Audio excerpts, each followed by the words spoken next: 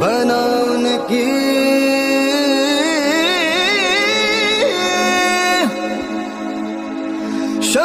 शमशीर कर हर मैदान फतेह बंदिया कर हर मैदान फतेह।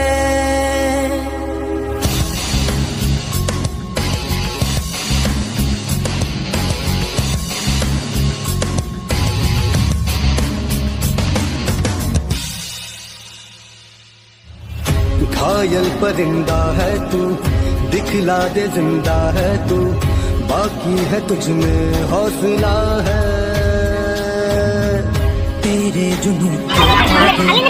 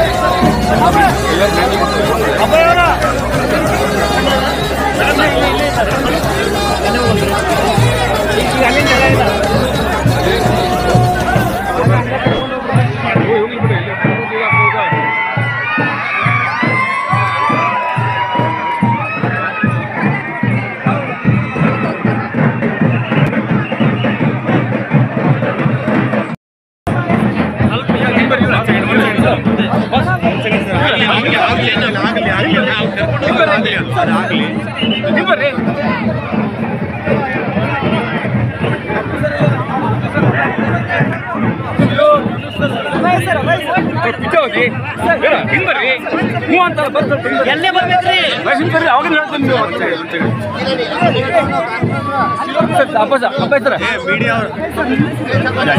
ನೀ ಹಿಂಗ್ ಬರ್ರಿ ಎಲ್ಲಿ ಬರ್ತಿದ್ರಿ ಸರ್ ಬಂದಾರ जाके जाके जाके ना ठहरो सामने ठहरो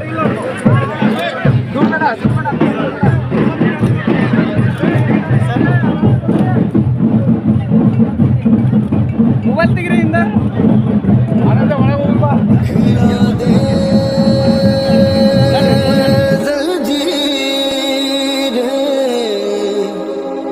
बनाने की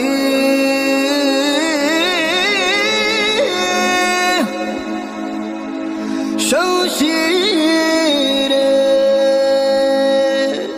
कर हर मैदान फतेह ओ बंदिया, कर हर मैदान फतेह।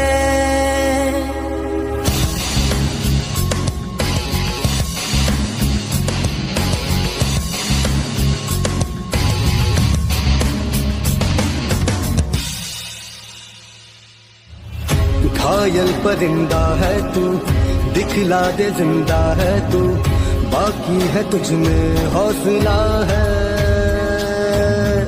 तेरे जुनून के आगे अंबर पनाही मांगे, कर डाले तू जो फैसला। रूठी तकदीरें तो क्या, टूटी शमशीरें तो क्या, टूटी शमशीरों से ही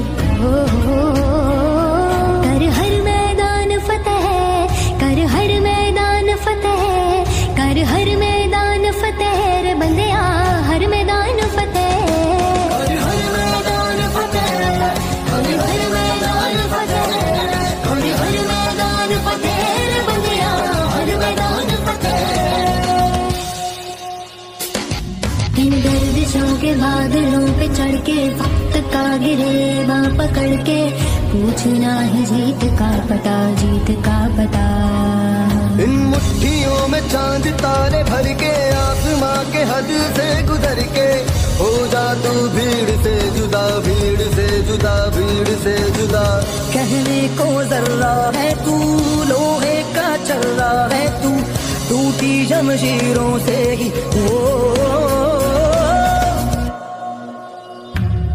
कर हर मैदान फतेह, कर हर मैदान फतेह, कर हर मैदान फतेह रे बंदिया, हर मैदान फतेह। कर हर मैदान फतेह, कर हर मैदान फतेह, कर हर मैदान फतेह रे बंदिया, हर मैदान फतेह। तेरी कोशिशें ही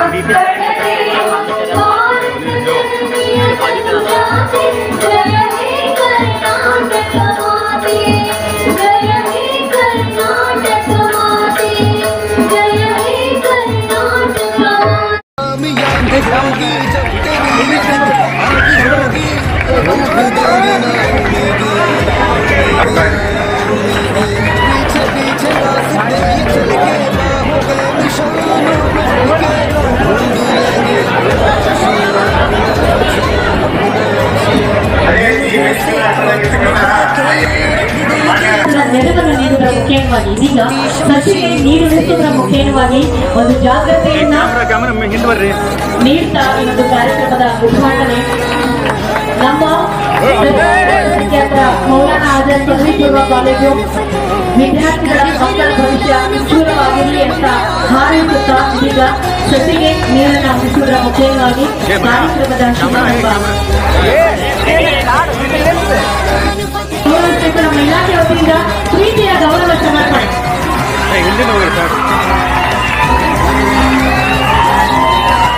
ನಿಜಕ್ಕೂ ಕೂಡ ಬಂಧುಗಳೇ, ಅವರ ಗಟ್ಟಿ ಧ್ವನಿ ಅವರನ್ನು ವಿಧಾನಸಭೆಯಲ್ಲಿ ಗುಡುಗಿದ್ರೆ ಇಡೀ ರಾಜ್ಯ ಅವರಿಗೆ ಬೆಂಬಲವಾಗಿ ನಿಲ್ಲುತ್ತೆ. ಅಲ್ಪಸಂಖ್ಯಾತರ ಬಡವರ ಧ್ವನಿಯಾಗಿ ಅವರ ಫೈರ್ ಬ್ರ್ಯಾಂಡ್ ಆಗಿ ನಿಂತ ಏಕೈಕ ಧ್ವನಿ ಶ್ರೀಯುತ ಬಿಜೆಡ್ ಜಮೀರ್ ಅಹಮದ್ ಖಾನ್ ಸರ್ ಅವರಂತ ಹೇಳ್ಬೋದು. ಇದೀಗ ಅವರಿಗೆ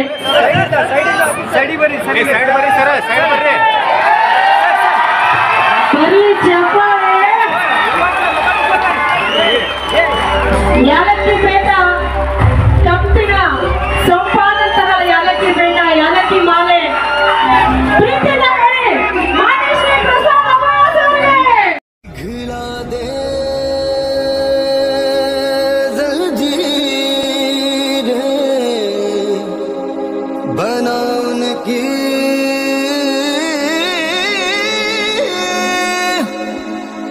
ನಿಮ್ ಸೇಲೆ ನಿಮ್ ಚಪ್ಪಾಳೆ ಮತ್ತೆ ನನ್ನ ಮೈಕ್ ಸೌಂಡ್ ಕೂಡ ಕೆಲಸ ಮಾಡ್ತಾ ಇಲ್ಲ.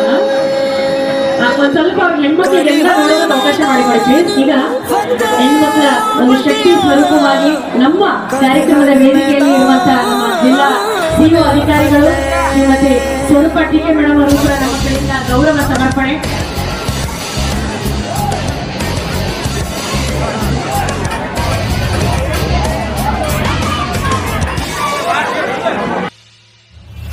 घायल परिंदा है तू, दिखला दे जिंदा है तू, बाकी है तुझ में हौसला है। तेरे जुनून के आगे अंबर बना ही मांगे, कर डाले तू जो फैसला। रूठी तकदीरें तो क्या, टूटी शमशीरें तो क्या, टूटी शमशीरों से ही हो। कर हर मैदान फतेह, कर हर मैदान फतेह, कर हर मैदान फतेह रे बंदिया, हर मैदान फतेह, कर हर मैदान फतेह, कर हर मैदान फतेह, कर हर मैदान फतेह रे बंदिया, हर मैदान फतेह। ಪ್ರತಿಯೊಬ್ಬರು ಕೂಡ ಈ ಸಂದರ್ಭದಲ್ಲಿ ಗೌರವವನ್ನು ಸಮರ್ಪಿಸಲಾಗ್ತಾ ಇದೆ. ಯಾಕಂದ್ರೆ ಪ್ರಸಾದ ಸರ್ ಅವರು ಒಂದು ರೀತಿ ಕೆಳದಂತ ಮಲ್ಲ ಇದ್ದ ಹಾಗೆ. ಅವ್ರು ಯಾವ್ದಾದ್ರು ಒಂದು ಅನುದಾನವನ್ನ ತರಬೇಕು ಅಂತಂದ್ರೆ, ಯಾವ್ದಾದ್ರು ಒಂದು ಅಭಿವೃದ್ಧಿ ಕಾರ್ಯಕ್ರಮ ಮಾಡಬೇಕು ಅಂತಂದ್ರೆ ಅದನ್ನ ಮಾಡೇ ಮಾಡ್ತಾರೆ, ಖಂಡಿತವಾಗ್ಲೂ ಮಾಡ್ತಾರೆ. ಅಂತಹ ಮೇರು ವ್ಯಕ್ತಿತ್ವ ಹೊಂದಿರುವಂತಹ ಶ್ರೀಯುತ ಪ್ರಸಾದ ಸರ್ ಅವರ ನೇತೃತ್ವದಲ್ಲಿ ಕಾರ್ಯಕ್ರಮ ನಡೀತಾ ಇದೆ. ಅಂದ್ರೆ ಅಲ್ಲಿ ಬಂದಂತ ಎಲ್ಲ ಅತಿಥಿಗಳನ್ನ ಸತ್ಕರಿಸುವುದು ನಮ್ಮ ಸೌಭಾಗ್ಯ ಅಂತ ಭಾವಿಸ್ತಾ, ವೇದಿಕೆ ಮೇಲಿರುವಂತಹ ಎಲ್ಲ ಅಧಿಕಾರಿಗಳನ್ನ, ಕಾರ್ಪೊರೇಟ್ಗಳನ್ನ, ಹಿರಿಯರು, ಪ್ರತಿಯೊಬ್ಬರು ಹಾಲಿ ಮಾಜಿ ಸದಸ್ಯರು. कर हर मैदान फतेह, कर हर मैदान फतेह, कर हर मैदान फतेह रे बंदिया। ರಿಯಲ್ ಫೋಟೋಗ್ರಾಫರ್ಗಿಂತ ಮೊಬೈಲ್ ಫೋಟೋಗ್ರಾಫರ್ ಜಾಸ್ತಿ ಆಗಿದ್ದಾರೆ ಅಂತ ಒಂದು ಕಂಪ್ಲೇಂಟ್ ಬಂದಿದೆ. ಹೆಣ್ಮಕ್ಳಿಗೆ ಕಾಣಿಸ್ತಾ ಇಲ್ಲ ಸರ್ ಅವರು. ದಯವಿಟ್ಟು ಸ್ವಲ್ಪ ಈ ಕಡೆ ಬನ್ನಿ, ದಯಮಾಡಿ. तेरी कोशिशें ही कामयाब होगी, जब तेरी ये जिद आग होगी, फूक देंगी ना उम्मीदियां, ना उम्मीदियां, ना उम्मीदियां। पीछे पीछे रास्ते ये चल के, बाहों के निशानों में डल के, ढूंढ लेंगे अपना आशियां, अपना आशियां, अपना ಪ್ರೀತಿ ಉಭಯ ನಾಯಕರು ಜಮೀರ್ ಅಹಮದ್ ಸರ್ ಮೇಲೆ, ಪ್ರಸಾದ ಸರ್ ಮೇಲೆ ಇರುವಂತಹ ಪ್ರೀತಿ ಅಭಿಮಾನ ಮುಗಿಸೋದಕ್ಕೆ ಸಾಧ್ಯ ಮಾಡಿದೆ ಅಂತ ಹೇಳ್ಬೋದು ಬಂಧುಗಳೇ.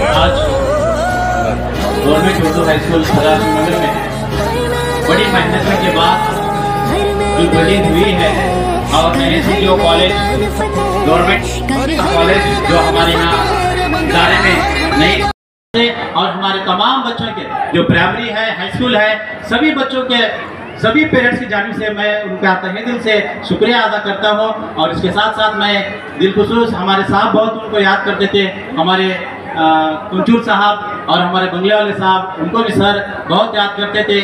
उनकी कोशिशें बहुत रही हैं इसमें। आज वो इस दुनिया में नहीं रहे हमारे कुंचुर साहब, हमें उनको भी याद करना है। तो साहब ऐसा एक मौका दिए, बच्चों के मुस्तकबिल के लिए इतना सब कुछ कर रहे हैं और हमारे लिए कॉलेज भी लेकर आज यहाँ पर आए हैं। तो हमारा सबका फर्ज बनता है कि अपने बच्चों को आगे इल्म के लिए भेजें। ये नहीं क्या होता जी शादी एक बात है, हुआ लो 10th हुआ तो हुआ, ऐसा बिल्कुल मत कीजिए। आज इस मुकाम पर साहब अगर पहुंचे तो एजुकेशन की बदौलत है। मैं दरखास्त करता हूं हमारे साहब के जानिब से, स्टेज पे जितने भी लोग हमारे गेस्ट बैठे हैं उनके सबके जानिब से मैं आपसे दरखास्त करता हूं, बच्चों को 74ನೇ ವಾರ್ಡಿನ ಕಾರ್ಪೊರೇಟರ್ ಆಗಿರುವಂತ ಶ್ರೀಯುತ ಬಿಬಿ ಮರೆಮುಲ್ಲಾ ಸರ್ ಅವರು ವೇದಿಕೆ ಮೇಲಿದ್ದಾರೆ, ಸರಿನಾ? ಓಕೆ, ಈಗ ನಿಮ್ಮ ಪ್ರೀತಿಯನ್ನ ಅಭಿಮಾನವನ್ನ ಗಳಿಸಿಕೊಂಡಿರುವಂತ ನಾಯಕರು, ಅಭಿವೃದ್ಧಿ ಎನ್ನುವಂತ ಪದಕ್ಕೆ ಅರ್ಥವನ್ನ ತಂದುಕೊಟ್ಟಂತ ನಾಯಕರು, ಸರಳತೆಯ ಸಾಕಾರ ಮೂರ್ತಿಯಾಗಿರುವಂತ ಮಾನ್ಯ ಶ್ರೀ ಪ್ರಸಾದ್ ಅಭಯ ಸರ್ ಅವರು ಬರ್ತಾ ಇದ್ದಾರೆ. ನಿಮ್ಮೆಲ್ಲರ ಧ್ವನಿಯಾಗಿ ಇದೀಗ ಮಾತನಾಡೋದಕ್ಕೆ ಪ್ರೀತಿಯ ಚಪ್ಪಾಳೆಯಿಂದ ಬರಮಾಡ್ಕೊಳ್ಳಿ ಬಂಧುಗಳು.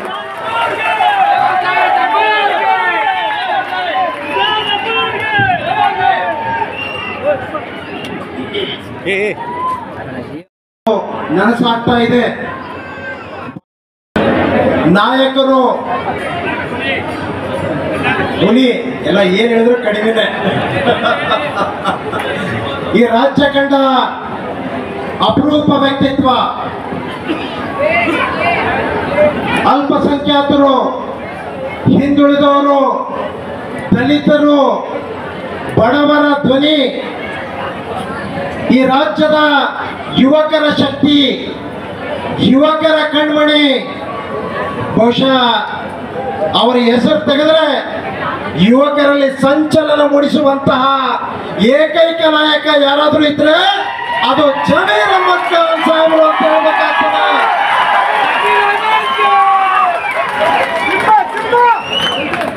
ಏನ್ ಸರ್ ಅಂತದೇನಿದೆ ನಿಮ್ ಕಡೆ ಆ ಶಕ್ತಿ, ಆ ಯುವಕರು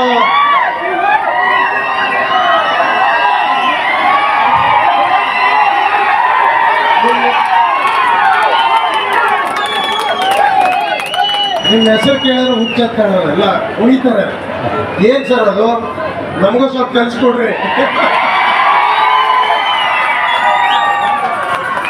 ಬಹುಶಃ ಅವರ ಒಂದು ಅಮೃತಾಸ್ತ್ರದಿಂದ ಉದ್ಘಾಟನೆ ಆಗ್ತಾ ಇರೋದು ಇದು ನಮ್ಮ ನಿಮ್ಮ ಭಾಗ್ಯ ಅಂತ ಹೇಳಲಿಕ್ಕೆ ಬಯಸ್ತೇನೆ ಬಂಧುಗಳೇ. ಜೊತೆಗೆ ಈ ಕಾರ್ಯಕ್ರಮದಲ್ಲಿ ಉಪಸ್ಥಿತರಿರುವಂತಹ ನಮ್ಮೆಲ್ಲರ ಹಿರಿಯ ರಾಜಕಾರಣಿಗಳು, ರಾಜಕೀಯ ಮುತ್ಸದ್ದಿಗಳು ಮತ್ತು ಮಾಜಿ ಸಂಸದರಾದಂತಹ ಸನ್ಮಾನ್ಯ ಐಜಿ ಸನದಿ ಸಾಹೇಬರು ಕೂಡ ವೇದಿಕೆ ಮೇಲೆ ಆಸೀನರಾಗಿದ್ದಾರೆ ಬಂಧುಗಳೇ.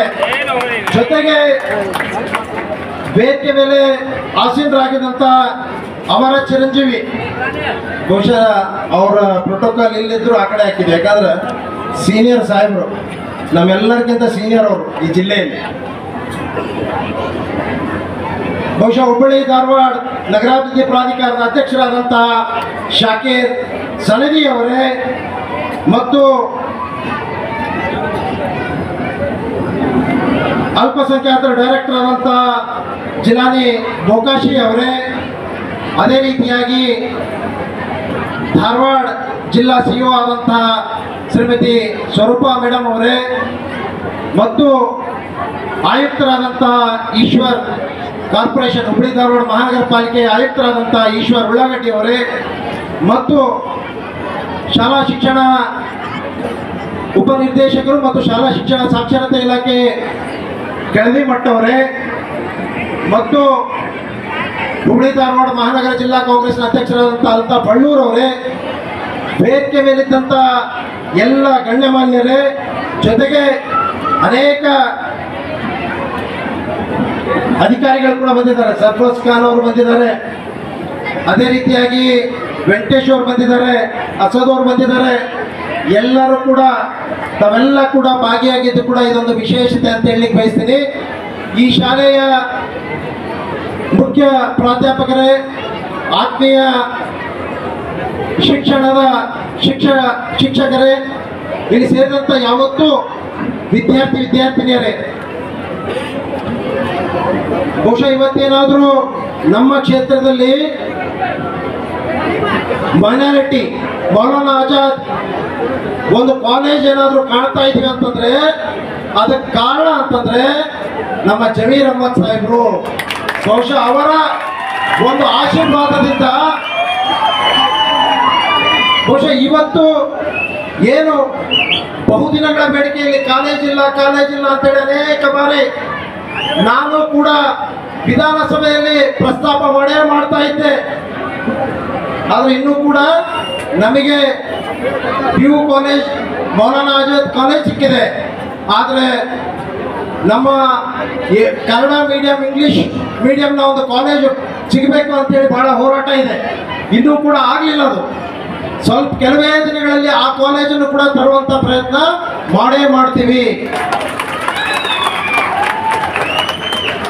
ಬಹುಶಃ ಜಮೀರ್ ಅಹ್ಮದ್ ಸಾಹೇಬರು ಅವರು ಬಂದ ಮೇಲೆ ಬಹುಶಃ ಬಹಳ ಕ್ರಾಂತಿಕಾರಿಯಾದಂತಹ ಬದಲಾವಣೆ ಈ ವಸತಿ ಇಲಾಖೆಯಲ್ಲಿ, ವಕ್ಫ್ ಮತ್ತು ಅಲ್ಪಸಂಖ್ಯಾತರ ಇಲಾಖೆಯಲ್ಲಿ ಬಹಳ ದೊಡ್ಡದಾದಂತಹ ಬದಲಾವಣೆಯನ್ನು ಕಂಡಿದ್ದೀವಿ. ನಾವೆಲ್ಲ ಹೇಳ್ತೀವಿ ಎಲ್ಲೋ ಒಂದ್ ಕಡೆ ಜಮೀರ್ ಅಹ್ಮದ್ ಖಾನ್ ಅಂತಾರಂದ್ರೆ ಫೈರ್ ಬ್ರ್ಯಾಂಡ್, ಎಲ್ಲೋ ಒಂದ್ ಕಡೆ ಬಹಳ ಖಡಕ್ಕಾಗಿ ಮಾತಾಡ್ತಾರಂತೇಳಿ. ಆದರೆ ಹೃದಯದಿಂದ ಬಹಳ ಮೃದುವರು. ಅವರ ಸ್ವಭಾವ ಬಹುಶಃ ಬಹಳ ಹತ್ತಿರದಿಂದ ಬಹಳ ಕಡಿಮೆ ಜನ ನೋಡಿದ್ದೀರಿ. ಬಹುಶಃ ದಾನ ಧರ್ಮಗಳಲ್ಲಿ ನಾನೇನಾದ್ರೂ ನೋಡಿದಂಥ ಏಕೈಕ ನಾಯಕ ಅಂತಂದ್ರೆ ಜಮೀರ್ ಅಹ್ಮದ್ ಖಾನ್ ಅಂತ ಹೇಳ್ತೇನೆ. ಬಹುಶಃ ನೀವು ಯಾರಿಗೆ ಸಂಕಷ್ಟದಲ್ಲಿರಲಿ ಕಷ್ಟದಲ್ಲಿರಲಿ ಏನೇ ಸಮಸ್ಯೆಗಳಿದ್ದರೂ ಕೂಡ ಬಹಳ ಜನರು ಸ್ಥಿತಿವಂತರಿರ್ತಾರೆ. ಬಹಳ ಜನರು ಆರ್ಥಿಕವಾಗಿ ಸಬಲರಿದ್ದಂಥ ಜನರು ಸಾಕಷ್ಟು ಜನ ಇರ್ತಾರೆ. ಆದರೆ ಕೊಡುವಂಥ ಮನಸ್ಸು ಬೇಕಲ್ಲ, ವಿಶಾಲವಾದಂಥ ಹೃದಯ ಬೇಕಲ್ಲ, ಅದು ಬಹಳ ವಿರಳ. ಅಂತಹ ವಿರಳವಾದಂತಹ ಬಹಳ ಪ್ರೀತಿಯಿಂದ ತುಂಬಿಕೊಂಡು ಯಾರಿಗೆ ಏನೇ ಕಷ್ಟ ಆಗಿತ್ತಂದ್ರೆ ಹಿಂದೆ ಮುಂದೆ ನೋಡೋದೇ ಇಲ್ಲ. ಯಾರು ಆಪರೇಷನ್ಗೆ ಬಂದಾರ ಅಂತಂದ್ರೆ ಆಗಿಂದಾಗ್ರೆ 50,000 ತೆಗೆದುಕೊಡೋದು, 1 ಲಕ್ಷ ತೆಗೆದುಕೊಡೋದು. ಯಾರು ಎಜುಕೇಶನ್ ನಿಂತೋಗೈತಂತಂದ್ರೆ 50,000, 1 ಲಕ್ಷ. ಯಾರು ಕಷ್ಟದಲ್ಲಿ ಅದರ ಅಂತಂದ್ರೆ ದೇವರು ಅವ್ರಿಗೆ ಏನು ಕೊಡ್ತಿದ್ದಾರೆ ಅದರಲ್ಲಿ ಸ್ವಲ್ಪ ಭಾಗ ಸಮಾಜ ಸೇವೆಗೆ ನಾನು ಕೂಡ ಏನಾದರೂ ಈ ಸಮಾಜಕ್ಕೆ ಮೀಸಲಿಡಬೇಕು ಅನ್ನುವಂಥ ಉದ್ದೇಶ ಇಟ್ಕೊಂಡು ಅವರು ಪಾಲಿಟಿಕ್ಸ್ ಬಂದಂಥವ್ರು. ಬಹುಶಃ ಬೇರೆಯವರೆಲ್ಲ ಬೇರೆ ರೀತಿ ಇರ್ತಾರೆ. ಬಹಳ ದುಡ್ಡಿದ್ರು 1 ರೂಪಾಯಿ ಬಿಚ್ಚೋದಿಲ್ಲ. ನೀವು ನೋಡ್ಬೋದು, ಇದೇ ನಮ್ಮ ಭಾಗದಾಗ ನಿಮ್ಗೆಲ್ಲ ಗೊತ್ತಿದೆ, ಅಲ್ಪಸಂಖ್ಯಾತರ ಜನರಿಗೆ ಸುಮಾರು 100 ಜನರ ಮೇಲೆ ಸುಮಾರು 2 ವರ್ಷ ಬಿಜೆಪಿಯವರ ಕುತಂತ್ರದಿಂದ ನರಳಿ ಪಾಪ 2 ವರ್ಷ ಜೈಲುವಾಸ ಆಗಿತ್ತು. ಎಷ್ಟೋ ಜನ ಅವ್ರ ಪಾಲಕರು ತೀರ್ಕೊಂಡ್ರು. ಬಹುಶಃ ಅಂಥವ್ರನ್ನ ಹೊರಗೆ ತರಲಿಕ್ಕೆ ಯಾರಾದರೂ ಕಾರಣೀಭೂತರಿದ್ರೆ ಅದು ಜಮೀರ್ ಅಹ್ಮದ್ ಖಾನ್ ಅಂತವ್ರ.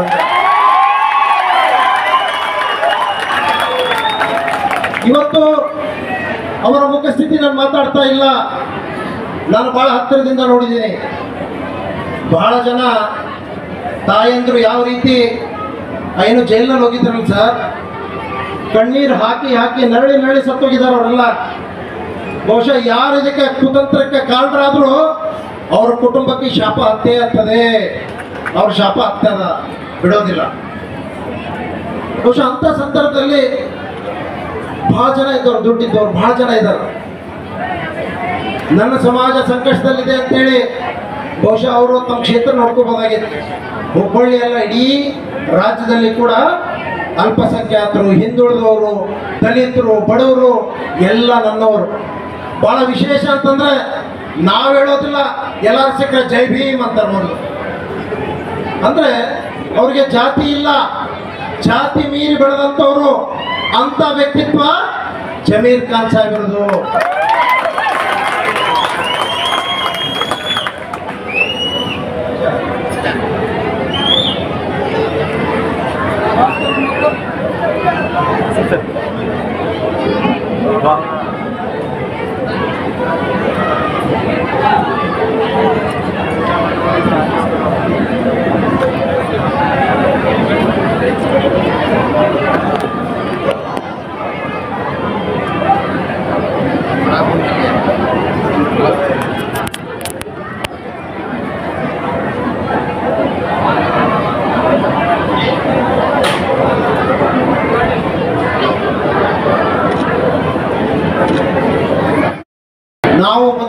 ಶಿಕ್ಷಣಕ್ಕೆ ಹೆಚ್ಚು ಒತ್ತನ್ನು ಕೊಡಬೇಕು. ಯಾವ ಒಂದು ಸಮಾಜ ಎಷ್ಟರ ಮಟ್ಟಿಗೆ ಅದು ಅಭಿವೃದ್ಧಿಯಾಗಿದೆ ಅಂತಂತೇಳಿ ನಾವು ನೋಡಬೇಕಾದ್ರೆ ಆ ಸಮಾಜದ ಹೆಣ್ಮಕ್ಕಳ ಒಂದು ಶೈಕ್ಷಣಿಕ ಮಟ್ಟ ಎಷ್ಟು ಇದೆ ಅನ್ನುವಂಥದ್ರ ಮೇಲೆ ಆ ಸಮಾಜ ಎಷ್ಟರ ಮಟ್ಟಿಗೆ ಬೆಳವಣಿಗೆ ಆಗಿದೆ ಅನ್ನುವಂಥದ್ದು ನಾವು ಅಳಿತೀವಿ ನಾವು. ಆ ನಿಟ್ಟಿನಲ್ಲಿ ಇವತ್ತು ಜಮೀರ್ ಅಹಮದ್ ಖಾನ್ ಸಾಹೇಬರು ಇವತ್ತು ಏನಾದರೂ ಬಹಳ ಆರ್ಥಿಕವಾಗಿ, ಸಾಮಾಜಿಕವಾಗಿ, ಶೈಕ್ಷಣಿಕವಾಗಿ, ಔದ್ಯೋಗಿಕವಾಗಿ ಹಿಂದುಳಿದಂಥ ಸಮಾಜವನ್ನು ಮೇಲೆತ್ತಬೇಕಂತೇಳಿ ಪಣ ತೊಟ್ಟು ಇವತ್ತು ಏನು ಅವ್ರಿಗೆ ಅವಕಾಶ ಸಿಕ್ಕಿದೆ, ಅದರಲ್ಲಿ ವಿಶೇಷವಾಗಿ ಶಿಕ್ಷಣಕ್ಕೆ ನಾವು ಹೆಚ್ಚು ಒತ್ತನ್ನು ಕೊಡೋದ್ರಿಂದ ಮಾತ್ರ ನನ್ನ ಸಮಾಜವನ್ನು ಮೇಲೆತ್ತಲಿಕ್ಕೆ ಸಾಧ್ಯ ಅನ್ನುವಂಥ ಒಂದು ದೂರದೃಷ್ಟಿಯನ್ನು ಇಟ್ಕೊಂಡು, ಒಂದು ಸದುದ್ದೇಶವನ್ನು ಇಟ್ಕೊಂಡು ಇವತ್ತು ಬಹಳ ಶಿಕ್ಷಣ ಕ್ಷೇತ್ರದಲ್ಲಿ ಬಹಳ ದೊಡ್ಡದಾದಂಥ ಬದಲಾವಣೆ ಮಾಡುವಂತಹ ಕೆಲಸ ಇವತ್ತು ನಮ್ಮ ನಾಯಕರು ಮಾಡ್ತಾ ಇದ್ದಾರೆ. ಬಹುಶಃ ಅದಕ್ಕೆ ನಾನು ಉದಾಹರಣೆಗೆ ಹೇಳ್ತೀನಿ. ರಾಜ್ಯದಲ್ಲಿ 50 ಮೊರಾರ್ಜಿ ದೇಸಾಯಿ ವಸತಿ ಶಾಲೆಗಳನ್ನು ಪ್ರಾರಂಭ ಮಾಡಿದ್ದಾರೆ. 50 ಮೊರಾರ್ಜಿ ವಸತಿ ಶಾಲೆಗಳನ್ನು ಪ್ರಾರಂಭ ಮಾಡಿದ್ದಾರೆ. ಅದೇ ರೀತಿಯಾಗಿ ಸುಮಾರು ಬಾಲಕ ಬಾಲಕಿಯರ 100 ಹಾಸ್ಟೆಲ್ಗಳನ್ನು ಪ್ರಾರಂಭ ಮಾಡ್ತಾ ಇದ್ದಾರೆ. ಅದೇ ರೀತಿಯಾಗಿ 100 ಹೊಸ ಮೌಲಾನಾ ಆಜಾದ್ ಶಾಲೆಗಳನ್ನು ಪ್ರಾರಂಭ ಮಾಡ್ತಾ ಇದ್ದಾರೆ. 100 ಹೊಸ ಮೌಲಾನಾ ಆಜಾದ್ ಶಾಲೆಗಳನ್ನು ಪ್ರಾರಂಭ ಮಾಡ್ತಾ ಇದ್ದಾರೆ. ಅದೇ ರೀತಿಯಾಗಿ ಈ ಮೌಲಾನಾ ಆಜಾದ್ ಶಾಲೆ ತಮ್ಮ ಸ್ವಂತ ಕಟ್ಟಡದಲ್ಲಿ ಯಾವ್ಯಾವ ಇದ್ದಾವೆ, ಸುಮಾರು 25 ಶಾಲೆಗಳಿಗೆ PU ಕಾಲೇಜುಗಳನ್ನು ಕೊಡುವಂತ ಮಹತ್ತರವಾದಂಥ ಹೆಜ್ಜೆಯನ್ನು ಕೂಡ ಇಟ್ಟಿದ್ದು ಕೂಡ ಬಹಳ ಶ್ಲಾಘನೀಯ ಅನ್ನುವಂಥ ಮಾತನ್ನು ಕೂಡ ನಾನು ಹೇಳಲಿಕ್ಕೆ ಬಯಸ್ತೀನಿ ಬಂಧುಗಳೇ. ಜೊತೆಗೆ ಸರ್ಕಾರಿ ಖಾಸಗಿ ಶಾಲೆಗಳ BSc ನರ್ಸಿಂಗ್, JNM ನರ್ಸಿಂಗ್ ಕೋರ್ಸ್ಗಳಿಗಾಗಿ ವ್ಯಾಸಂಗ ಮಾಡುತ್ತಿರುವ ಅಲ್ಪಸಂಖ್ಯಾತ ಸಮುದಾಯಗಳಿಗೆ ವಿದ್ಯಾರ್ಥಿಗಳಿಗೆ ಶುಲ್ಕ ಭರಿಸುವಂತ ಯೋಜನೆಯನ್ನು ಪುನಃ ಪ್ರಾರಂಭ ಮಾಡಿದ್ದಾರೆ. ಬಹುಶಃ BJPಯಲ್ಲಿ ಅದನ್ನು ಬಂದ್ ಮಾಡಿದ್ರು. ಇವತ್ತು ಸಂಪೂರ್ಣವಾಗಿ ಆ ಶುಲ್ಕವನ್ನು ಭರಿಸುವಂತಹ ಕೆಲಸ, ಮಹತ್ತರವಾದಂಥ ಹೆಜ್ಜೆ ಕೂಡ ನಮ್ಮ ಮಂತ್ರಿಗಳು ಅದು ಪ್ರಾರಂಭ ಮಾಡಿದ್ದಾರೆ ಅನ್ನುವಂಥದ್ದು ಬಹಳ ಹೆಮ್ಮೆಯ ವಿಷಯ. ಇವತ್ತು ಕೈಗಾರಿಕೆಯಲ್ಲಿ ಕೂಡ ಸುಮಾರು ನಮ್ಮ ಸರ್ಕಾರ KSFC ಇಂದ 10 ಕೋಟಿವರೆಗೆ 6% ನಮಗೆ 6% ಬಡ್ಡಿ ದರದಲ್ಲಿ ಸುಮಾರು 10 ಕೋಟಿ ರೂಪಾಯಿ ಕೊಡುವಂತ ಮಹತ್ತರ ಹೆಜ್ಜೆಯನ್ನು ನಮ್ಮ ಸರ್ಕಾರ ಇಟ್ಟಿದ್ದು ಕೂಡ ಇವತ್ತು ನಾನು ಸನ್ಮಾನ್ಯ ಮುಖ್ಯಮಂತ್ರಿಗಳಿಗೆ ನಾನು ಅಭಿನಂದಿಸ್ತೇನೆ. ಬಹುಶಃ ನಮ್ಮ ಜಮೀರ್ ಅಹಮದ್ ಖಾನ್ ಸಾಹೇಬ್ರಿಗೆ ಏನು ನಾವು ಅಭಿನಂದಿಸ್ತೀವಿ, ಅದು ಮುಖ್ಯಮಂತ್ರಿಗಳಿಗೆ ಅಭಿನಂದಿಸಿದಂಗೆ. ಅದೇನು ಬೇರೆ ಅಲ್ಲ. ಜಮೀರ್ ಖಾನ್ ಸಾಹೇಬ್ರಂದ್ರೆ ಬೇರೆ ಅಲ್ಲ, ಸನ್ಮಾನ್ಯ ಸಿದ್ದರಾಮಯ್ಯ ಸಾಹೇಬ್ರಂದ್ರೆ ಬೇರೆ ಅಲ್ಲ. ಒಂದೇ ನಾಣ್ಯದ 2 ಮುಖಗಳು. ಇವತ್ತು ಅದಕ್ಕೆ ಅಷ್ಟೇ ಅಲ್ಲ, ರಾಜ್ಯದಲ್ಲಿ ವಕ್ಫ್ ಆಸ್ತಿಗಳ ಸಂರಕ್ಷಣೆ ಮತ್ತು ಅಭಿವೃದ್ಧಿಗಾಗಿ 100 ಕೋಟಿಯನ್ನು ಇಟ್ಟಿದ್ದಾರೆ. ಬಹುಶಃ ಯಾರು ಕೂಡ ಅಲ್ಪಸಂಖ್ಯಾತರಿಗೆ ಈ ಮಟ್ಟದಲ್ಲಿ ಬದಲಾವಣೆ ಮಾಡಲಿಕ್ಕೆ, ಬರೀ ಅಲ್ಪಸಂಖ್ಯಾತರು ಅಂತಲ್ಲ, ವಿಶೇಷವಾಗಿ ಬಡವರಿಗೆ ಇವತ್ತು 5 ಕಾರ್ಯಕ್ರಮಗಳನ್ನು ಕೊಟ್ಟಿವಿ. ಇದು ಯಾವುದು ಜಾತಿ ಧರ್ಮ ಇಲ್ಲ, ಎಲ್ಲ ಜಾತಿ, ಎಲ್ಲ ಧರ್ಮ, ಎಲ್ಲ ಜನಾಂಗದವರಿಗೂ ಕೂಡ 5 ಗ್ಯಾರಂಟಿಗಳು. ಅವರ ಆರ್ಥಿಕ ಪರಿಸ್ಥಿತಿ ಏನು ಬಹಳ ಗಂಭೀರವಾಗಿತ್ತು. BJPಯ ಒಂದು ಆಡಳಿತಾವಧಿಯಲ್ಲಿ ಬಹಳ ಸಂಕಷ್ಟದಲ್ಲಿದ್ದರು. ಇವತ್ತು ಅಂತಹ ಸಂದರ್ಭದಲ್ಲಿ ಅವರ ಆರ್ಥಿಕ ಮಟ್ಟ ಮೇಲೆತ್ತಲಿಕ್ಕೆ ಬಹಳ ಪ್ರಮುಖವಾದಂಥ 5 ಮಹತ್ತರವಾದಂಥ ಯೋಜನೆಗಳನ್ನು ಕೊಟ್ಟಿದ್ದಾರೆ. ಇವತ್ತು ಡಾಕ್ಟರ್ ಬಾಬಾ ಸಾಹೇಬ್ ಅಂಬೇಡ್ಕರ್ ಹೇಳಿದರು, ಈ ದೇಶದಲ್ಲಿ ಸಾಮಾಜಿಕ ನ್ಯಾಯ ಸಿಗಬೇಕು, ಪ್ರತಿಯೊಬ್ಬರಿಗೂ ಸಮಾನತೆ ಸಿಗಬೇಕು, ಸರ್ವರಿಗೂ ಸಮಪಾಲು ಸಿಗಬೇಕು. ಈ ದೇಶದ ಸಂಪತ್ತು ಯಾವುದೋ ಒಂದು ಸಮಾಜ, ಒಂದು ಜನಾಂಗ ಮಾತ್ರ ಎಂಜಾಯ್ ಮಾಡುವಂಥದ್ದಲ್ಲ, ಪ್ರತಿಯೊಬ್ಬರು ಕೂಡ ಸಿಗ್ಬೇಕು, ಪ್ರತಿಯೊಬ್ಬರು ಕೂಡ ಹಂಚ್ಕೊಂಡು ತಿನ್ಬೇಕು. ಈ ದೇಶದ ಸಂಪತ್ತು, ನೈಸರ್ಗಿಕ ಸಂಪತ್ತು ಎಲ್ಲವನ್ನು ಕೂಡ ಎಲ್ಲರೂ ಅನುಭವಿಸಬೇಕು. ಆ ನಿಟ್ಟಿನಲ್ಲಿ ಇವತ್ತು ನಮ್ಮ ಸರ್ಕಾರ ಏನು ಹೆಜ್ಜೆಗಳನ್ನು ಇಡ್ತಾ ಇದೆ, ಅದು ಎಲ್ಲರಿಗೂ ಹಂಚುವಂತ, ಯಾರು ಆರ್ಥಿಕವಾಗಿ ಹಿಂದುಳಿದಿದೆ, ಯಾರು ಶೈಕ್ಷಣಿಕವಾಗಿ ಹಿಂದುಳಿದಿದ್ದಾರೆ ಅಂಥವ್ರಿಗೆ ಮೇಲೆತ್ತುವಂತಹ ಯೋಜನೆಗಳನ್ನು ಮಾತ್ರ ನಮ್ಮ ಸರ್ಕಾರ ಕೈಗೆತ್ತಿಕೊಂಡಿದೆ ಅನ್ನುವಂಥದ್ದು ಬಹಳ ಸಂತೋಷದಿಂದ ನಾನು ಹೇಳ್ಬೇಕಾಗ್ತದೆ. ಅದೇ ರೀತಿಯಾಗಿ ಅಲ್ಪಸಂಖ್ಯಾತ ಸಮುದಾಯ ಮಹಿಳಾ ಸ್ವಸಹಾಯ ಗುಂಪುಗಳಿಗೆ ವಿವಿಧ ರೀತಿಯ ಸ್ವಯಂ ಉದ್ಯೋಗ ಚಟುವಟಿಕೆಗಳಿಗೆ ನೀಡಲು 10 ಕೋಟಿ ರೂಪಾಯಿಗಳನ್ನು ಕೊಡ್ತಾ ಇದೆ. ಇದು ಕೂಡ ಬಹಳ ದೊಡ್ಡದಾದಂತಹ ಹೆಜ್ಜೆ. ಮತ್ತು ಅಲ್ಪಸಂಖ್ಯಾತರ ಧಾರ್ಮಿಕ ಕೇಂದ್ರಗಳಿಗೆ ಮೂಲಭೂತ ಸೌಕರ್ಯಗಳನ್ನು ಒದಗಿಸಲಿಕ್ಕೆ 20 ಕೋಟಿಗಳನ್ನು ಮೀಸಲಿಟ್ಟಿದ್ದು ಇದು ನಮ್ಮ ಸರ್ಕಾರ, ನಮ್ಮ ಮಂತ್ರಿಗಳು ಅನ್ನುವಂತೇಳಿ ನಾನು ಬಹಳ ಹೆಮ್ಮೆಯಿಂದ ಹೇಳಲಿಕ್ಕೆ ಬಯಸ್ತೀನಿ. ಅದೇ ರೀತಿಯಾಗಿ ಮಂಗಳೂರು ಹಜ್ ಭವನ ನಿರ್ಮಾಣಕ್ಕೆ 10 ಕೋಟಿ ರೂಪಾಯಿ ವೆಚ್ಚ. ಇವತ್ತು ಏನಾದರೂ ಹಜ್ ಭವನ ಆಗ್ಬೇಕಾದ್ರೆ ಅದು ನಿಮ್ಮಿಂದಲೇ ಸಾಧ್ಯ. ನಾವು ಮುಖ್ಯಮಂತ್ರಿಗಳಿಗೆ ಮನವಿ ಮಾಡೋದಿಲ್ಲ, ನಿಮಗೆ ಮನವಿ ಮಾಡ್ತೀವಿ. ನಿಮಗೆ ಮನವಿ ಮಾಡಿದ್ರೆ ಮುಖ್ಯಮಂತ್ರಿಗಳಿಗೆ ಮನವಿ ಮಾಡಿದಂಗೆ ಅದು. ನೀವೇನು ಹೇಳ್ತೀರಿ ಅದಕ್ಕೆ ಅಲ್ಲಿ ಸೈನ್ ಆಗ್ತದ, ಅದು ನಮ್ಗೆ ಗೊತ್ತಿದೆ. ನಾನೇನಾದರೂ ಹೋಗಿ ಸರ್ ನಮ್ದೆಲ್ಲ ಇಂಥದ್ದೈತಿ, ಇಂಥದ್ದೇನಾದ್ರು ಕೊಡ್ಬೇಕಂತಂದ್ರೆ ಅಲ್ಲಿ ಅವ್ರಿಗೆ ಹೇಳ್ಬಿಡು ಕೊಟ್ಬಿಡ್ತಾರೆ ಎಲ್ಲ ಅಂತ ಹೇಳ್ತಾರೆ. ಅವ್ರು ಕೈ ಮಾಡಿ ತೋರಿಸ್ತಾರೆ. ಮತ್ತು ಅದಕ್ಕೆ ನನಗೆ ನಾನೊಂದು ಅದೃಷ್ಟ, ಅವರ ಅಡಿಯಲ್ಲೇ ಕೂಡ ನನಗೂ ಒಂದು ಸ್ಲಮ್ ಬೋರ್ಡ್ ಚೇರ್ಮನ್ ಕೊಟ್ಟು ಇವತ್ತು ಬಹಳ ಬಡವರಿಗೆ ಒಂದು ಸೇವೆ ಮಾಡಲಿಕ್ಕೆ ಬಹಳ ಮಹತ್ತರವಾದಂಥ ಒಂದು ನನಗೆ ಕೆಲಸ ಇವತ್ತು ನಮ್ಮ ಜಮೀರ್ ಅಹ್ಮದ್ ಸಾಹೇಬರು, ನಮ್ಮ ಸಿದ್ದರಾಮಯ್ಯ ಸಾಹೇಬರು ಕೊಟ್ಟಿದ್ದಾರೆ ಅಂತೇಳಿ ಬಹಳ ಹೆಮ್ಮೆಯಿಂದ ಹೇಳಲಿಕ್ಕೆ ನಾನು ಬಯಸ್ತೇನೆ. ಪ್ರಾಮಾಣಿಕವಾಗಿ ಬಹುಶಃ ಯಾರು ಇಂತಹ ಬಹಳ ದೊಡ್ಡ ನಿರ್ಧಾರ ತೆಗೆದುಕೊಳ್ಳಿಕ್ಕೆ ಆಗೋದಿಲ್ಲ. ನೀವು ಅರ್ಥ ಮಾಡ್ಕೊಳ್ಬೇಕು. ನಮ್ಮ 5 ಯೋಜನೆಗಳಿಗೆ 56,000 ಕೋಟಿ ಯೋಜನೆ ನಾವು ನಮ್ಮ ಬಜೆಟ್ ಮೀಸಲಿಡಬೇಕು. ಅಂತಹ ಸಂಕಷ್ಟದಲ್ಲಿ ಕೂಡ ಇವತ್ತು ಸಿದ್ದರಾಮಯ್ಯ ಸಾಹೇಬರ ಸರ್ಕಾರದಲ್ಲಿ ಸುಮಾರು 12 ಲಕ್ಷ, ಎಷ್ಟು ಸರ್? 14 ಲಕ್ಷ 20,000 ಮನೆಗಳನ್ನು ಕೊಟ್ಟಿದ್ದರು. 53,000, 14 ಲಕ್ಷ 53,000 ಮನೆಗಳು. ಅದಾದ್ಮೇಲೆ ಯಾರು ಒಂದು ಮನೆ ಕೂಡ ಕೊಡಲಿಲ್ಲ. ನಮ್ಮ ಸ್ಲಮ್ಮಿಗೆ 1,80,000 ಮನೆಗಳು, ಅದು ಕೂಡ ಕಂಪ್ಲೀಟ್ ಆಗಲೇ ಇಲ್ಲ ಇಂದ ಬಿಜೆಪಿಯವರ ಸರ್ಕಾರದಲ್ಲಿ. ಯಾಕಾಗಲಿಲ್ಲ ಅಂದ್ರೆ ಒಂದು ಮನೆ ಕಟ್ಟಬೇಕಂದ್ರೆ 6 ರಿಂದ 7 ಲಕ್ಷ ರೂಪಾಯಿ ಬೇಕು. ಕೇಂದ್ರ ಸರ್ಕಾರ ಕೊಡುವಂಥದ್ದು ಕೇವಲ 1.5 ಲಕ್ಷ. ರಾಜ್ಯ ಸರ್ಕಾರ ಕೊಡೋದು 1,20,000. SC STಗಳಿದ್ರೆ 2 ಲಕ್ಷ, ಎಲ್ಲ ಸೇರಿದ್ರು ಕೂಡ 3 ಲಕ್ಷ. ಆದರೆ ಕೇಂದ್ರ ಸರ್ಕಾರದವರು ಪ್ರಧಾನ ಮಂತ್ರಿ ಆವಾಸ್ ಯೋಜನೆ ಅಂತೇಳಿ ದೊಡ್ಡ ಬೋರ್ಡ್ ಹಾಕೊಳ್ತಾರೆ. 1.5 ಲಕ್ಷ ಕೊಟ್ಟು 18% GST ಕಿತ್ಕೊಳ್ತಾರೆ. ಅಂದ್ರೆ 1,32,000. ಅಂದ್ರೆ ಇವ್ರು ಕೊಟ್ಟಂಗೆ ಏನಾಯ್ತು? ಇವರು ಕೊಟ್ಟಿದ್ದು ಬರೀ 18,000. ಇವತ್ತು ಇವರು ಏನೂ ಕೊಡೋದಿಲ್ಲ. ಈ ಮನೆಗಳು ಮುಗಿಲಿಕ್ಕೆ ಸಾಧ್ಯನೇ ಇಲ್ಲ.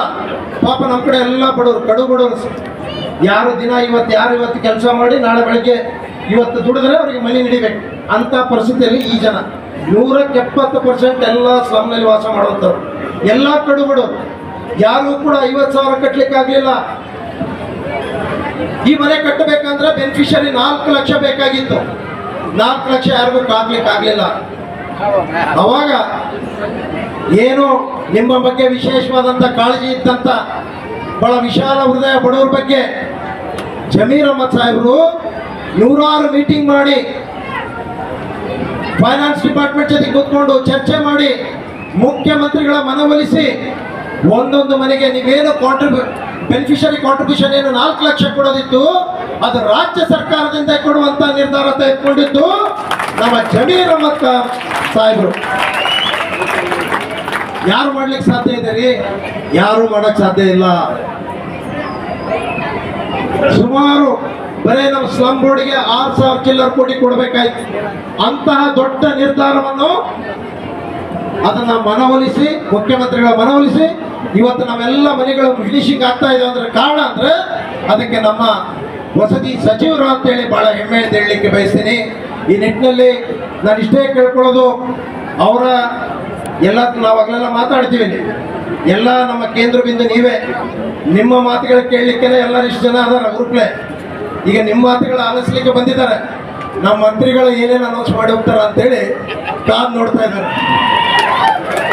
ಹಿಂದೆ ಇದೇ ರೀತಿ ನಾನು ಕಾರ್ಯಕ್ರಮ ಮಾಡಿ ಅವ್ರು ಕರೆಸಿದ್ದೆ. ಅವಾಗ ಒಂದು 10 ಕೋಟಿ ಸ್ಯಾಂಕ್ಷನ್ ಮಾಡಿ ಹೋಗ್ಬಿಟ್ರು. ಈಗ ನನಗೆ ಗ್ಯಾರಂಟಿ ಐತಿ, ಅಲ್ಪಸಂಖ್ಯಾತರ ಕಾಲನಿಗಳಿಗೆ ವಿಶೇಷವಾಗಿ ಪ್ರಸಾದಪ್ಪ ಕಾನ್ಸ್ಟೆನ್ಸಿಗೆ 50 ಕೋಟಿ ಸ್ಯಾಂಕ್ಷನ್ ಮಾಡಿ ಹೋಗ್ತಾರ. ಅದಕ್ಕೆ ನಾವೇನು ಹೆಚ್ಚಿಗೆ ಮಾತು ಹೇಳಲಿಕ್ಕೆ ಹೋಗೋದಿಲ್ಲ. ಅದಕ್ಕೆ ಅವರ ನಿರೀಕ್ಷೆಯಲ್ಲಿದ್ದೀವಿ. ನಮಗೆ ವಿಶೇಷವಾಗಿ ನೀವು ಹೆಚ್ಚು ಇನ್ನೂ ತಾವು ಕೊಟ್ಟಿದ್ರಿ. ಮುರಾರ್ಜಿ ದೇಸಾಯಿ ಒಂದು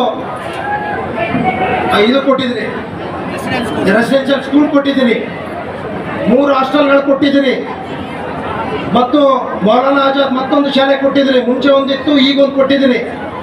ನಮಗಿನ್ನೂ 2 ಮೌಲಾನಾ ಆಜಾದ್ ಶಾಲೆಗಳು ಬೇಕು. ನಮಗಿನ್ನೂ ಈಗಾಗಲೇ ನಾವು ಬರುವಾಗ ಎಲ್ಲದರಲ್ಲ ನಮ್ಮ ಸವಣೂರು ಸಾಹೇಬರು ಆ ಭಾಗಕ್ಕೊಂದು ಆಗಲೇ ಕೇಳಕತ್ತಾರೆ, PU ಕಾಲೇಜ್ ಒಂದು ಬೇಕಂತೇಳಿ, ಮೌಲಾನಾ ಆಜಾದ್ ಅಪ್ಗ್ರೇಡ್ ಮಾಡಿ ಕೊಡ್ಬೇಕು ಅಲ್ಲೊಂದು. ಅದಕ್ಕೆ ಈಗ ನಾವೆಲ್ಲ ನಿರೀಕ್ಷೆಯಲ್ಲಿದ್ದು ಅವ್ರ ಮಾತುಗಳನ್ನು ಕೇಳೋದ್ರ ಜೊತೆಗೆ ನಮ್ಮ ಕ್ಷೇತ್ರಕ್ಕೂ ಕೂಡ ಕೆಲವು ಭರವಸೆಗಳನ್ನು ಕೊಡ್ತಾರ ಅಂತೇಳಿ ಬಹಳ ಕಾತುರದಿಂದ ನಮ್ಮೆಲ್ಲ ಕ್ಷೇತ್ರ ಜನರು ಕಾಯ್ತಾ ಇದ್ದಾರೆ. ಧನ್ಯವಾದಗಳು. Thank you. 10th में है, फिर यहाँ तो अहमद सर आए थे बेंगलुरु से, मोटिवेशन अच्छा दिए, हमको अच्छा लगा। फिर बहुत यहाँ पर क्या प्रोग्राम था इसके मुताबिक? अब्दुल कलाम आज़ाद के इसके वास्ते थोड़ा इधर कॉलेज खुला था, इसीलिए मोटिवेशन देने के लिए सर आए थे, बहुत अच्छा लगा। इसलिए हम अब जो है 10th होने के बाद में, उसके बाद में फिर कॉलेज आप यहीं पढ़ेंगे? नहीं पढ़ेंगे जरूर, थोड़ा उतना मोटिवेशन दिए सर। फिर नहीं, कॉलेज आप अभी 10th स्टैंडर्ड में है। हाँ सर। लेकिन 10th स्टैंडर्ड में होने के बाद अब कॉलेज तो यहीं खुल गई। हाँ जब कॉलेज खुल गई बोले तो क्या आप यहीं पर कॉलेज पढ़ेंगे या सर। फिर कोई या दूसरी कॉलेज को लगाएंगे? कैसे क्या करेंगे उसका मतलब? नहीं सर, हमारे लिए जमीर अहमद सर तो खोले हैं, तो हम पढ़ेंगे जरूर। जरूर। जैसे कि अभी यहाँ पर जो एक कॉलेज खोला जा रहा है, इस तरीके से अभी आज जो कॉलेज खोला गया उससे आप क्या करेंगे? उसी में कॉलेज में आप जाकर के पढ़ेंगे। अच्छा, आप क्या हैं यहाँ पर? हम स्टूडेंट के साथ क्या है? क्या मॉनिटर हैं? हाँ मॉनिटर, क्या प्रेसिडेंट हैं? क्या है आप? प्रेसिडेंट है। थोड़ा आगे तो थोड़ा पढ़ेंगे। अच्छा। फिर मॉनिटर या सर बोल गए ना, हाँ। उसकी ज्यादा हिम्मत करेंगे। अच्छा, आपका एम क्या है? आप क्या बनना चाहते हैं? हमारा ड्रीम पुलिस तो है।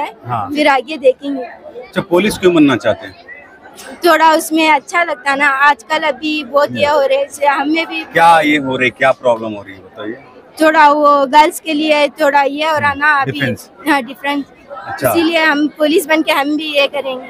अच्छा, पुलिस बन करके आप जो भी है खास करके लड़कियों को प्रोटेक्शन देंगे, आपका कहना ऐसा है? हाँ सर। कि किस तरीके से प्रोटेक्शन देंगे आप? कि उनको थोड़ा लूज मिले, कि बॉयज थोड़ा सुधर जाए, इसीलिए हम प्रोटेक्शन करेंगे कि सुधर जाए लोग। अच्छा, तो यहाँ पर बहुत ज्यादा क्राइम होने की वजह से आप चाहते हैं कि पुलिस ऑफिसर बने। हाँ सर। आप पुलिस ऑफिसर में क्या बनेंगे? इंडियन ऑफिसर बनेंगे? कैसे क्या बनेंगे? इंडियन ऑफिसर बनेंगे, थोड़ा हिम्मत हुआ तो वो भी बन गए, 3 स्टार पुलिस बनेंगे जरूर। 3 स्टार बनेंगे। हाँ। इंस्पेक्टर बनेंगे। हाँ सर। कमिश्नर भी बनना चाहेंगे? हाँ सर।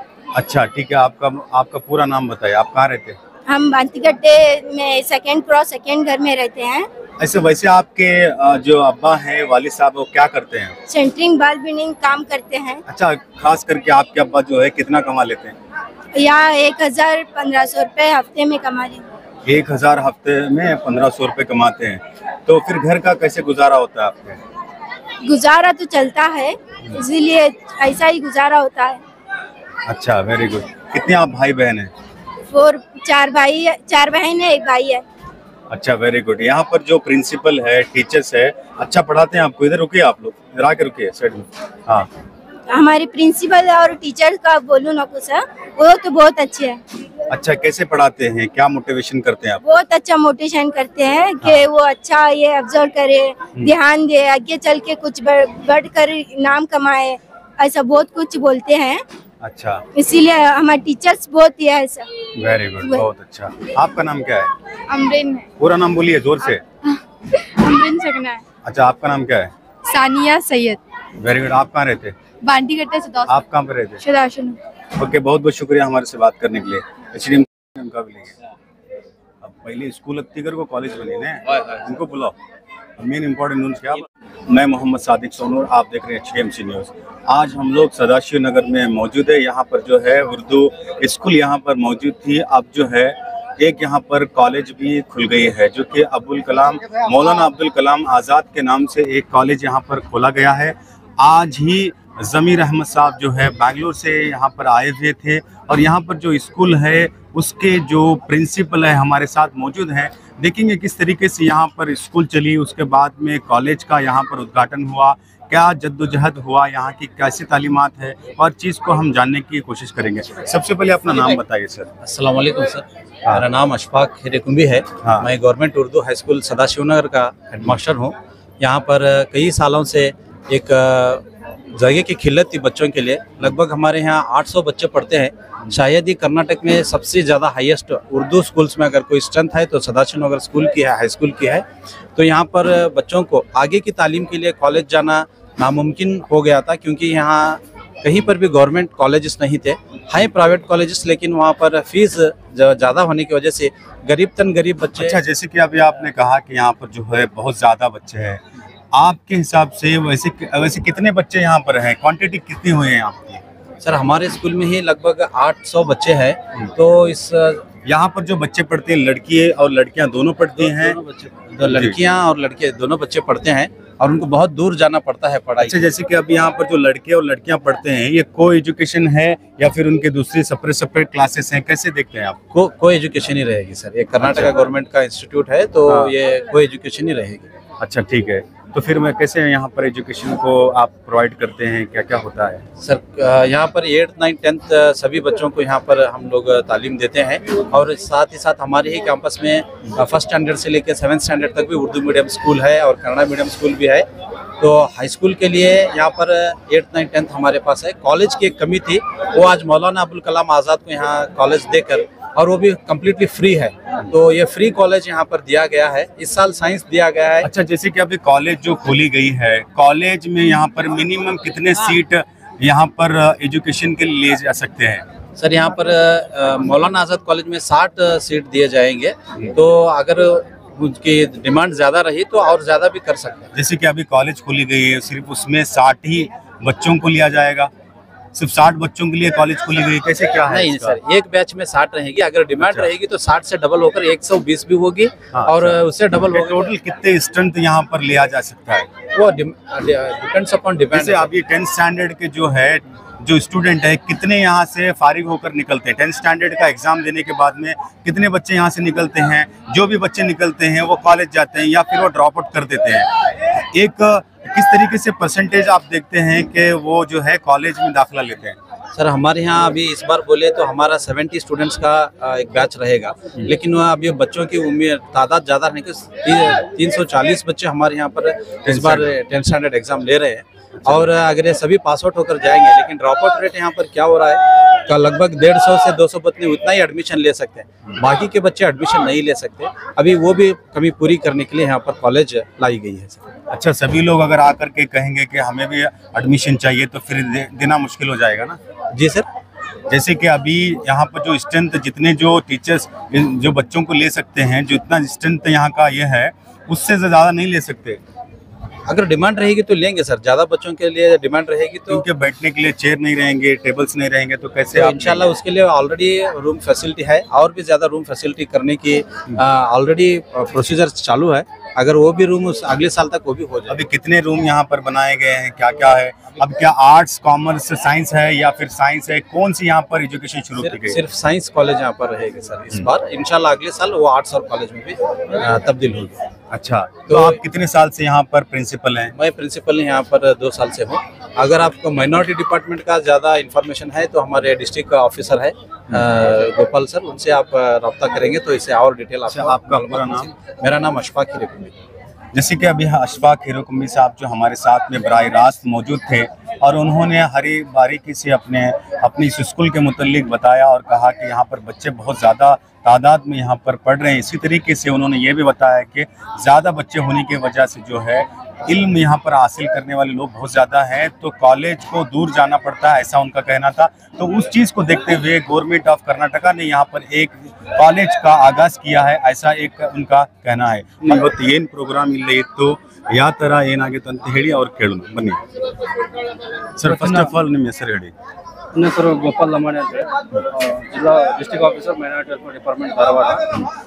ಇವತ್ತು ಏನು ಪ್ರೋಗ್ರಾಮ್ ಆಗಿತ್ತು ಅದು ಇದು ಏನು ಪ್ರೋಗ್ರಾಮ್ ಇತ್ತು ಸರ್ ಇಲ್ಲಿ?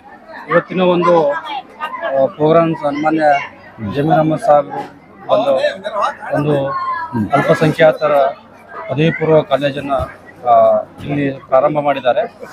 ಆ ಕಾಲೇಜಿನ ಒಂದು ಪ್ರೋಗ್ರಾಮ್ ಇವತ್ತಿನ ಈ ದಿನ ಇಲ್ಲಿ ಜರುಗಿತು. ಅಚ್ಚಾ, ಈಗ ಇದು ಏನು ಕಾಲೇಜ್ ಓಪನ್ ಮಾಡಾರಲ್ಲ, PU ಕಾಲೇಜ್ ಅಲ್ಲ ಇದು ಓಪನ್ ಆಗಿತ್ತು. ಅಚ್ಚಾ, PU ಕಾಲೇಜ್ ಏನು ಓಪನ್ ಆಗುತ್ತೆ, ಇದ್ರನಾಗ ಸ್ಟ್ರೆಂತ್ ಎಷ್ಟಿದೆ ಸರ್? ಎಷ್ಟು ಜನ ಎಷ್ಟು ಸ್ಟೂಡೆಂಟ್ ನೀವು ತಗೋಬಹುದು? ಇದು ಟೋಟಲ್ 120 ವಿದ್ಯಾರ್ಥಿಗಳು ಇಲ್ಲಿ ಅವಕಾಶ ಕಲ್ಪಿಸಲಾಗಿದೆ. ಪ್ರಥಮ PUC ಆಗಿ 60 ವಿದ್ಯಾರ್ಥಿಗಳು, ಅವರೇ ನೆಕ್ಸ್ಟ್ ಮುಂದಿನ ವರ್ಷ ದ್ವಿತೀಯ PUC ಆಗಿ. ಈಗ ನೋಡಿ ಸರ್, ಈಗ ನಾವು ಏನು ಜಸ್ಟ್ ಈಗ ನಾವು ಪ್ರಿನ್ಸಿಪಲ್ ಜೊತೆ ಮಾತಾಡಿದೀವೋ, ಪ್ರಿನ್ಸಿಪಲ್ ಅವ್ರು ಹೇಳಕತ್ತಾರ ಇಲ್ಲೇ 300+ ಬಂದ್ಬಿಟ್ಟು 10th ಸ್ಟ್ಯಾಂಡರ್ಡ್ನ ಇದಾರ. ಈಗ 10th ಸ್ಟ್ಯಾಂಡರ್ಡ್ ಅವರು 10th ಸ್ಟ್ಯಾಂಡರ್ಡ್ ಮುಗಿಸ್ಕೊಂಡು ಎಕ್ಸಾಮ್ ಕೊಟ್ಟ ಮೇಲೆ ತಿರ್ಗಿ ಅವರು PUCಗೆ ಹೋಗಬೇಕು. ಅಟ್ಲೀಸ್ಟ್ ಅವ್ರು ಕೆಲವು ಜನ ಆರ್ಟ್ಸ್ಗೆ ಹೋಗ್ತಾರೆ, ಕೆಲವು ಜನ ಇದು ಕಾಮರ್ಸ್ಗೆ ಹೋಗ್ತಾರೆ, ಕೆಲವು ಜನ ಸೈನ್ಸ್ಗೆ ಹೋಗ್ತಾರೆ. ಈಗ ಸೈನ್ಸ್ ಇಲ್ಲೇ ಫ್ರೀ ಆಗಿ ಸ್ಟಾರ್ಟ್ ಆಗೈತೆ ಅಂತ ಹೇಳಿ ಇಲ್ಲೇ ಭಾಳ ಸ್ಟೂಡೆಂಟ್ ಬಂದ್ಬಿಟ್ಟು ಅಡ್ಮಿಷನ್ ತಗೊಳ್ಲಿಕ್ಕೆ ಅವಶ್ಯಕತೆ ಪಡಬಹುದು. ಅವತ್ತು ಯಾವ ಥರ ನೀವು ಸೀಟ್ ಕೊಡ್ತೀರಾ, ಹೆಂಗೆ ಮಾಡ್ತೀರಾ ಸರ್? ಖಂಡಿತ ತಾವು ಕೇಳಿದ ಕ್ವಶನ್ ಉತ್ತಮವಾಗಿದೆ. ಇಲ್ಲಿ ನಾವು ಖಾಸಗಿ ವಿದ್ಯಾರ್ಥಿಗಳು ಬಂದಾಗ ಅದನ್ನು ಪ್ಯೂರ್ SLC ಮೆರಿಟ್ ಮ್ಯಾಗ ಆಧಾರದ ಮ್ಯಾಗ SLC ಮೆರಿಟ್ ಆಧಾರದ ಮ್ಯಾಗ ನಾವು ಆಯ್ಕೆ ಮಾಡ್ತೇವೆ. SLC ಯಾರು ಹೈಯೆಸ್ಟ್ ಸ್ಕೋರ್ ಮಾಡಿರ್ತಾರ ಅವ್ರಿಗೆ ಪ್ರಯಾರಿಟಿ ಮ್ಯಾಗ ಆಯ್ಕೆ ಮಾಡ್ತೇವೆ. ಅಚ್ಚಾ, ಇದು ಒಂದು ಎಂಟ್ರೆನ್ಸ್ ಎಕ್ಸಾಮ್ ತಗೋತೀರಾ ನೀವು ಫಸ್ಟ್? ಇಲ್ಲ, ಅವ್ರ SLC ಏನ್ ಮೆರಿಟ್ ಜಾಸ್ತಿ ಬಂದಿರುತ್ತೆ ಆ ಮೆರಿಟ್ ಮ್ಯಾಗ ತಗೋತೀವಿ SLC. ಈಗ ಏನು ಕಾಲೇಜ್ ಮಾಡ್ಯಾರಲ್ಲ, ಎಷ್ಟು ಇದ್ರನಾಗ ರೂಮ್ಸ್ ಇದೆ, ಯಾವ ತರ ಮಾಡಿದಾರ, ಲ್ಯಾಬ್ಸ್ ಇದು ಲ್ಯಾಬೊರೇಟರಿ ಅದು ಇದೆಲ್ಲ ಹಾಕಿದ್ದಾರೆ ಸರ್? ಎಸ್, ಇಲ್ಲಿ ಈಗಾಗಲೇ ಏನ್ ಮೌಲಾನಾ PU ಕಾಲೇಜನ್ನು ಸ್ಟಾರ್ಟ್ ಮಾಡಿದ್ದೀವಿ. ಟೋಟಲ್ 6 ರೂಮ್ಗಳು. ಈ ವರ್ಷ ಪ್ರಥಮ PUC ಸ್ಟಾರ್ಟ್ ಆಗ್ತಾ ಇದೆ. ಅದೊಂದು ಸೈನ್ಸ್ ಲ್ಯಾಬ್ ಈ ವರ್ಷ ಸ್ಟಾರ್ಟ್ ಆಗೋದ್ರಿಂದ ಎಲ್ಲ ಸೈನ್ಸ್ ಮೆಟೀರಿಯಲ್ಸ್ ಜೊತೆಗೆ ಎಲ್ಲ ಲೆಕ್ಚರ್ಸ್ ಜೊತೆಗೆ ಏನು ಮೂಲಭೂತ ಡೆಸ್ಕ್ ಏನ್ ಬೇಕು ಎಲ್ಲ ಪ್ರೊವೈಡ್ ಮಾಡಿ ಈ ವರ್ಷ ಪ್ರಾರಂಭ ಮಾಡ್ತಾರೆ.